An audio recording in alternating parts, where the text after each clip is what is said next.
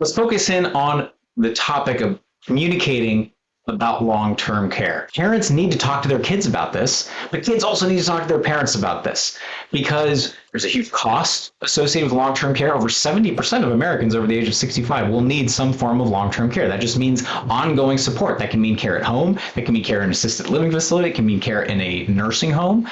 But Mike, since we've talked about this a little bit, but why don't you just go over why that's so important, how to maybe frame that?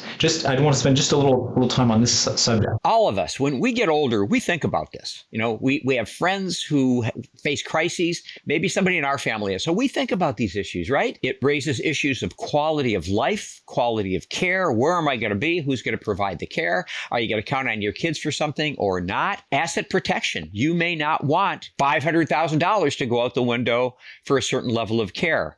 Many parents would rather save that money for their kids. Others say, hey, spend everything. I want to stay at home. Age in place. That's what's most important. But again, what are your goals? What are your hopes? What are the dreams? And how are you going to communicate about them? So it directly affects quality of life. And, it really gets to our dignity. We don't want to be in a facility where we are not respected. That's right. I mean, that's a really important point to me. It really is respect. And it goes to quality of life.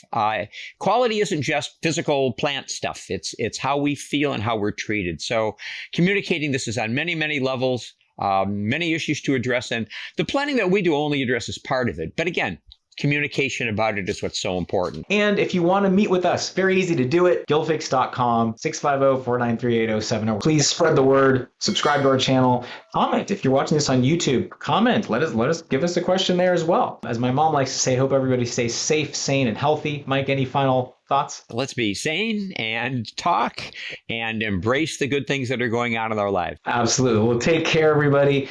We will see you next time.